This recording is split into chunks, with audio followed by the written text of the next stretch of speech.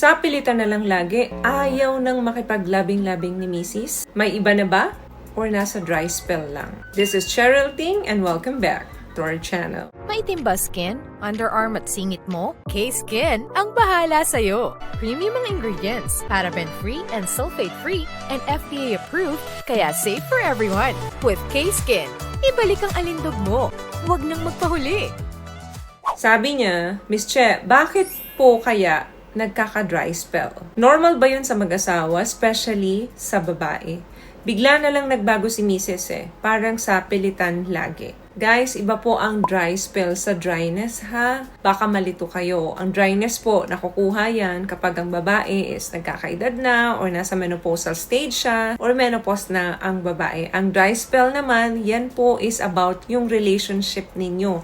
Nananabang na. Wala ng sex sa madaling salita. Maski na yung couple is parehong bata pa. Okay, balik po muna tayo dun sa concern ng ating sender. Okay, ano ba ang dry spell? Dry spell po, kapag itinabi natin yan sa relasyon, ang ibig sabihin yan is yung phase ng relationship na kung saan is yung sexual activity or physical intimacy is significantly nag-decrease or tuluyan ng nawala doon sa mag-partner or doon sa mag-asawa. Subjective po yan and of course, temporary. Lalo na kapag long-term na yung relasyon, minsan talaga parte na ng relasyon na dinadaanan ito.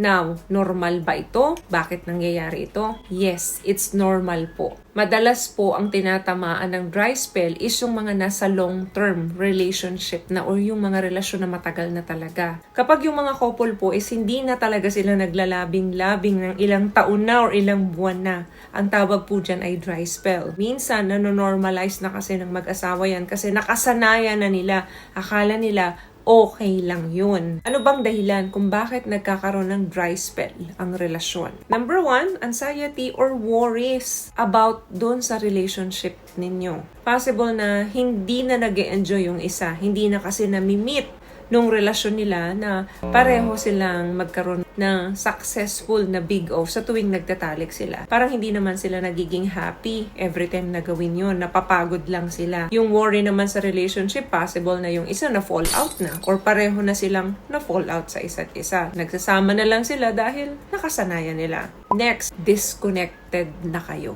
Nakat na yung connection ninyo sa isa't isa. Magkasama kayo pero parang wala lang. So, kapag ang relasyon po ay disconnected na, of course, ang kasunod niyan, distance na. Magiging malayo na ang loob ninyo sa isa't isa. Another thing kung bakit nagkakaroon ng dry spell is resentment or sama ng loob. Pwede yung isa sa mag-partner is pinangahawakan niya pa rin yung sama ng loob niya or pwedeng both sides naman ay may sama ng loob sa isa't isa. So, dahil hindi okay ang communication nila, hindi nila ito nare-resolve. Ang ending, mag-iiwasan na lang sila palagi. At yung resentment na yan, lalalim yan ng lalalim. To the point na, ayaw nyo nang makita or makasama ang isa't isa. Kaya nga ang laging susi para sa successful and masayang relasyon is laging communication.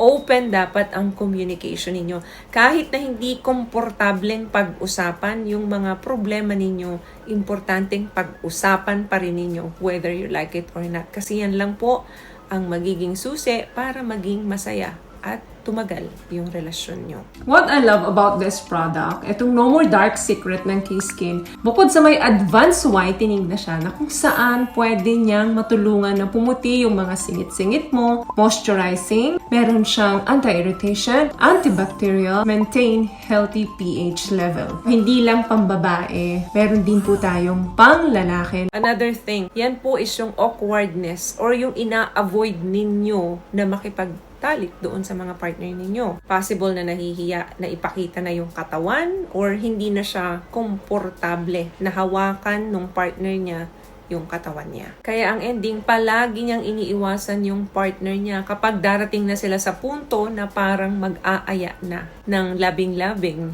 yung isa. Possible na ito yung nangyayari sa inyo nung sender ngayon doon sa partner niya. Kasi yung avoidance is present na sa relasyon. So it's very important na mag-usap kayo kung saan ba nanggagaling yon.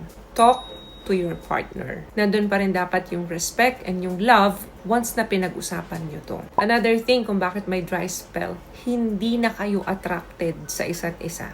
Ang attraction is very important sa relasyon kahit na matagal na kayo. Minsan yung love bumababa, but as long na attracted ka pa rin sa partner mo, masarap pa rin at mainit pa rin yung pagsasama nyo.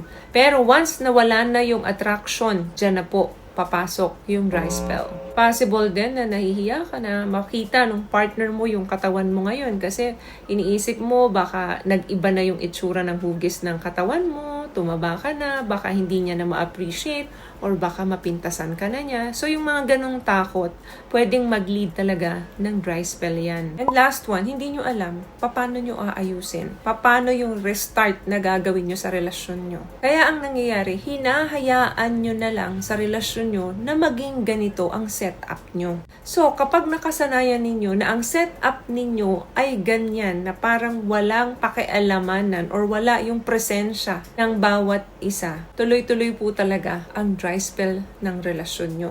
Hindi nyo namamalayan ilang taon na pala yung lumilipas. Nakagawian nyo na yung setup na ganyan. So akala nyo normal na lang. And last one, constant fighting.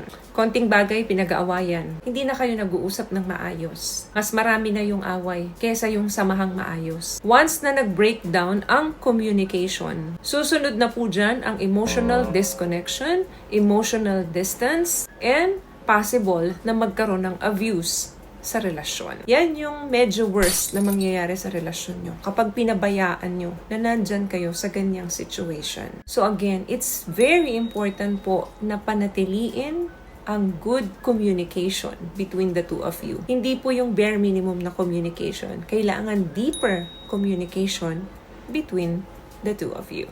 So again, may nakuha ka bang tips sa mga napag-usapan natin ngayon? At kung nagustuhan mo ang ating video, please give it a thumbs up, comment down below. Thank you for subscribing and thank you for sharing this video. Always love yourself and be a blessing. Bye!